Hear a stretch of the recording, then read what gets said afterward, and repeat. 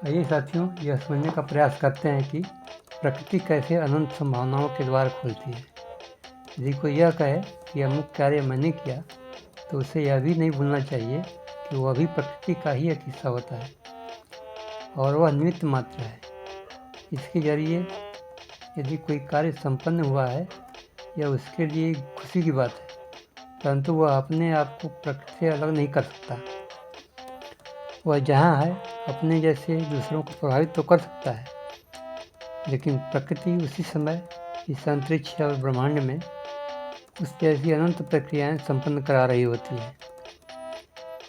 और एक इकाई के रूप में कोई भी व्यक्ति इससे अलग नहीं है। प्रत्येक व्यक्ति मात्र अनंत संभावनाएं से युक्त उसका हिस्सा है। इस रहस्य को समझने वाले लोग इसी ताकत का इस्तेमाल करके बहुत सारे लोगों को प्रभावित कर पाते हैं, चाहे तरीके भले ही अलग अलग तरह के हों। उदाहरणस्वरूप, जैसे एक साधारण सा बच्चा अपने जन्म के साथ ही अपने आसपास की घटनाओं को देखता, अनुभव करता, बहुत कुछ सीखता है।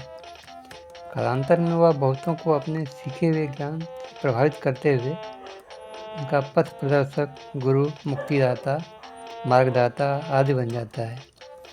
तो कोई राजा, नवाब, नेता, मंत्री, मुख्यमंत्री, प्रधानमंत्री या राष्ट्रपति बनकर एक बड़ी आबादी का नेतृत्व करता बन जाता है, एवं बहुत सारे लोग बिना कुछ बने भी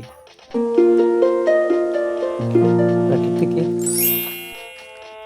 रहस्यों को जान समझकर उनका रहस्यघाटन करके अपने ज्ञान का लोहा मनवाते हैं, जिससे बहुत सारे लोग प्रभावित होकर उसके फॉलोअर बन जाते हैं। इस प्रकार ये ताकत और ज्ञान का खेल इस प्रकार चलता रहता है कि किसी समझने वाले के लिए खेल एवं ना समझने वाले के लिए चक्रव्यूह बन जाता है। लेकिन इन सबसे जरूर प्रकृति को कोई फर्क नहीं पड़ता। फर्क पड़ता है तो उन लोगों पर जो नासमझ होने के कारण चक्रव्यूह में फंस जाते हैं और उनका स्वाभाविक जीवन बाध्यता बन जाता है। अतीत और वर्तमान के जिस हिस्से तक हमारी पहुंच बनी है, अनेक उदाहरण मिल जाएंगे। सूखे पेड़, पहाड़ और नदियाँ, बड़े बड़े पत्थरों से बने किलों के खंडहर, सूखी हड्डियों के ढांचे, ये बताने के लिए काफ़ी हैं कि कभी इनका भी वर्तमान रहा होगा। इन सारी चीज़ों को अवलोकन करते हुए यह बात समझ आती है कि आज की सारी चमकती दमकती चीज़ों का क्या हास्य होने वाला है। यही चीज़ें वर्तमान को भविष्य का आईना भी दिखाती हैं, जो प्रकृति के संतुलन का कारण बनता है। इस प्रकार प्रकृति मानवीय चेतना को प्रभावित करती है और सक्षम को सहृदयता का और अक्षम को व्यापकता का पाठ पढ़ाती है। एवं जीवन में ज्वार भाटे की तरह यह प्रक्रिया निरंतर चलती रहती है, जो किसी के लिए सबक तो किसी के लिए सुअवसर प्रदान करती है। इंसानी हस्तक्षेप से इतर ध्यान दें तो सूक्ष्म अति सूक्ष्म से लेकर अंतरिक्ष के अनंत विस्तार तक क्या कुछ नहीं है। वैज्ञानिकों की जिधर भी नजर जाती है, वहीं एक से एक अनेक रहस्य सामने आने लगते हैं, जिससे हर कोई चौंक जाता है। जिस प्रक्रिया को हम बहुत मुश्किल से समझ पाते हैं, वह प्रकृति में बहुत पहले से संपन्न हो रही होती है। कभी कभी लगता है कि अब बहुत विकास हो चुका, अब आगे क्या। तभी कोई नई विधा सामने आ जाती है और वहाँ से पुनः अनंत संभावनाएं बनने लगती हैं। जैसे पहिए के आविष्कार से पहले हम दौड़कर विकास कर रहे थे, पहिया के आते ही सरकते हुए सरपटी लगाने लगे। कभी पक्षियों को देखकर केवल ख्वाहिशें पालते थे, परंतु आज उनको पीछे छोड़ चुके हैं। कभी सामान्य फिजिक्स में लगता था कि हमने सूक्ष्मतम सीमा को छू लिया, जो इलेक्ट्रॉन, प्रोटॉन और न्यूट्रॉन तक सीमित था, परंतु आज क्वांटम फिजिक्स ने तहलका मचा रखा है एवं नित्य नए आयाम बन रहे हैं।